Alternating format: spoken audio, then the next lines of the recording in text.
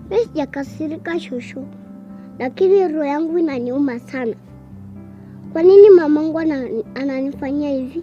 Kwani amekufanyia nini mjukuu? Kwa nini mamangu alikuja akaniacha hapa? Si mama atakuja? Yaani mamangu mwaka mmoja imeisha.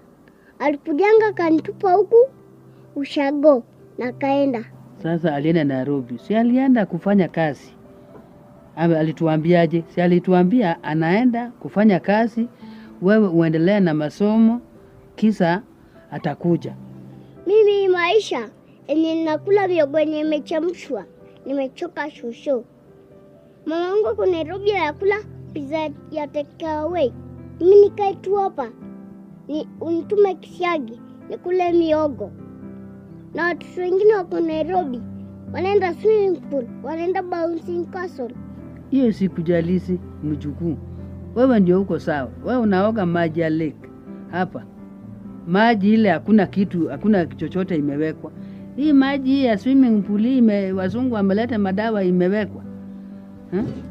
Wakitoka huko wanapatwa na ugonjwa, hata wanajikuna kuna mwili. Usitamani vitu ya kisasa hizi, vitu ya digital. Wewe kuwa tu natural venye huko. Si unaona mimi venye nakaa?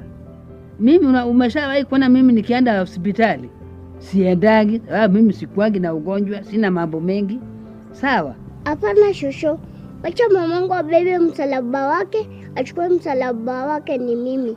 Unajua shosho, inaniuma sana. Kwa nini hutaki kukaa na mimi na yeye ndo ako na nguvu na mimi ndo mtoto wake? Si ati nikae hapa, wewe unanilea na mamangu hakuna kitu yeye anafanya.